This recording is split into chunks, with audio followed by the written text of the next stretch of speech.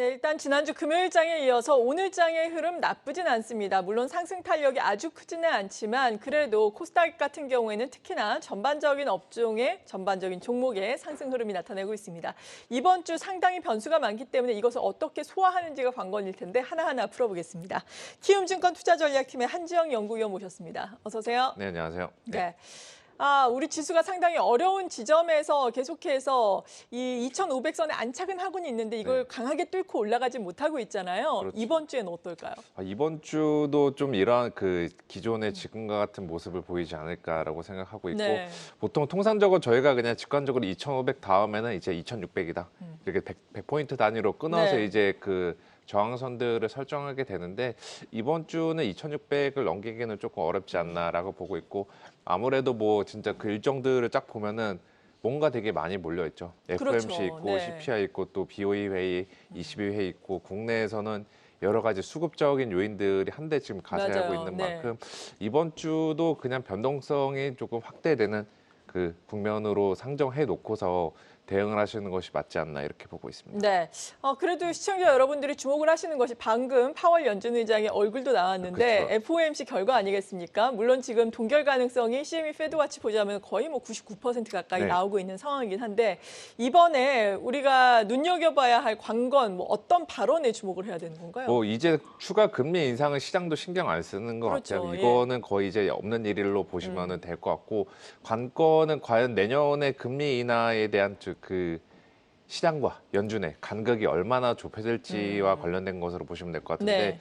지금 보시면은 뭐 금요일날 고용지표 발표가 됐음에도 불구하고 내년도 금리 인하 횟수 시장이 기대하는 거는 뭐 5번 정도 되는 것 같아요. 네. 그런데 연준은 여전히 최근의 발언들을 종합해 보면 신중한 입장을 표명하고 있고 제가 봤을 때 뭐 점도표 상으로도 올해 9월 FOMC 때 제시했던 게 내년도 거의 1회, 많아야 2회 이나입니다. 네. 나머지 이 사이의 간극이 얼마나 좁혀지는지가 관건이 되시면 될 것 같고요. 그래서 이번 FOMC 때 관전 포인트는 뭐 파월 의장의 발언 이런 것도 중요하지만 네. 그래도 지금 시장에서 가장 많이 신경을 쓰고 있는 금리 인하와 관련해서 점도표상 얼마나 변화를 주는지 이게 관건이 될 것 같습니다. 그리고 저는 제 개인적인 판단으로는 연준은 이 시장에 형성된 금리 인하에 대한 기대감 제어를 해 나갈 것 같아요. 쉽게 말해 좀 조련을 다시 하지 않을까라고 보고 있고 네. 그것들이 지금 주가에 지난주부터 반영이 되면서 어느 정도 이렇게 계속 박스권에 갇혀 있는 이 흐름을 보이고 있다라고 보시면 될 것 같습니다. 네, 시장은 상당히 긍정적으로 바라보고 있는데 이걸 좀 네. 누를 수 있겠다라고 말씀해 주셨는데 네. 키움증권에서는 내년에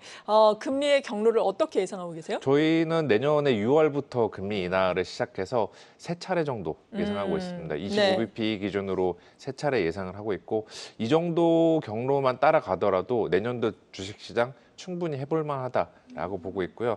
저는 현재 시장에서 뭐 150bp 이 정도까지도 이야기 나오잖아요. 네. 그렇게 금리 인하가 가능하다라고 보면은 이거는 증시에 별로 안 좋을 것 같아요. 오히려 그쵸? 급격하면 네. 왜냐하면 뭐 인플레이션이 잡히거나 뭐 이런 문제가 아니라 뭔가 문제가 크게 터졌으니까 이거를 막으려고 인하를 하는 거고 그러한 것들은 과거의 사례를 미루어 봐도 증시에 결코 좋지 않았기 때문에 저는 125, 150 이 정도 금리 인하는 좀 과도하다라고 네. 보고 있고 100bp 이하의 금리 인하는 증시에 친화적이다 이렇게 보고 있습니다. 네, 완만한 금리 인하 기조가 필요하다라고 언급을 해주셨습니다. FOMC 회의 결과는 우리 시간으로 목요일 새벽이면 확인을 할 수가 있겠고 그 이전에는 또 12일과 13일에 CPI와 PPI가 발표되잖아요. 각각 어떻게 전망하세요? 뭐 둔화는 된다라고 보시면 될 것 같아요. 11월 달에 발표된 10월 달 숫자도 저희가 증시에서 나름 환호를 했고 이번에도 환호를 할 법한데 두 가지 이제 걸림돌이 이틀 뒤에 있는 12월 FOMC 그리고 내년도 1월에 발표된 11월 소비자 물가 같은 경우도 다시 위로 튈 것 같습니다. 그래서 전반적으로 인플레이션은 그냥 우하향 추세로 간다라고 보시면 될 것 같아요. 근데 세상의 모든 현상들이 일직선으로 가지 않잖아요. 그렇죠. 중간에 물결이 나오고 출렁거림이 있고 그런 것처럼 이번에 인플레이션 같은 경우에도 11월 달 소비자 물가까지는 내려가는 게 맞는데 12월 달부터 잠깐 튀었다가 다음 해부터 다시 내려가고 이 그림을 그릴 것 같고 지금 이 두 개의 과정 12월 FOMC랑 또 내년도에 발표된 12월 CPI 이거를 둘러싸고 노이즈가 한번 일으킬 여지가 있다 이번 주에 이렇게 좀 보시면 될 것 같습니다. 네. 그리고 앞서서 대내적으로는 수급상의 이슈가 있다라고 언급을 해주셨는데 수급상 영향을 미칠 이슈가 대주주 양도세 상향 조정 여부 아니겠습니까? 이 부분에 대해서는 어떻게 해석을 하고 계세요? 지금 뭐 계속 뉴스 플로우들이 왔다 갔다 하고 있는 것 같아요. 네. 검토한 적이 있다, 검토 중이다 이런 식으로 지금 뉴스 플로우상 왔다 갔다 하면서 시장에서도 이게 수급적으로 직접적으로 영향을 미친다라고 보시면 될 것 같고.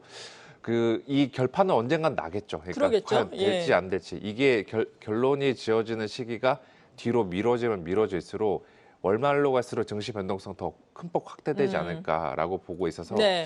전체적으로 뭐 약간은 아쉽긴 하겠지만 올해 연말까지 지금 한 2주, 3주 정도 남았잖아요. 맞아요. 이때까지는 지수가 뭐 2,600 이상으로 뭐 탄력적으로 넘기기는 조금 어렵다라고 보고 있고 대략 뭐 2,400 중반대에서 2,600 이 사이 이 박스권 내에서 변동성만 좀 펼쳐지는 이 장세로 보시면 될 것 같아요. 그래서 이 변동성 내가 견디기 힘들다라고 네. 생각하시는 분들은 그냥 베타가 낮은 업종들, 종목들, 대형주 아니면은 그 연말에 이제 배당 효과를 노려서 배당주 쪽으로 포트폴리오를 일정 부분 편입을 해 가시는 것이 맞지 않나라고 보고 있고 네. 이것도 내가 힘들다라고 생각하시는 분들은 그냥 지금 들고 계시는 포트폴리오 그냥 그대로 유지해 나가시는 게 좋지 않나라고 네. 좀 생각하고 있습니다. 내년을 대비해서는 주식 비중을 좀 늘려도 좋겠습니까? 내가 위험 선호도가 좀 높으신 분이라면 자신이 높으신 분이라면은 지금부터 내년도 뭐 초까지 변동성 저는 계속 있을 것으로 보고 있거든요. 현재 시장이 끌고 있는 과제 때문에 네. 연준의 긴축이나 그 인플레이션과 관련해서 이런 것 때문에 변동성이 높아질 것으로 보고 있는데 그 과정 이때가 어떻게 보면 주식 사기에는 적절한 시점일 수도 있죠. 위험 선호도가 높으신 분들에게는 네. 저는 이 말씀을 드릴게요. 그렇죠. 그렇다면은 내년 뭐 연간 전망도 다 하셨을 텐데 내년에는 어떤 업종이 상당히 유망할 것으로 지켜보고 계세요?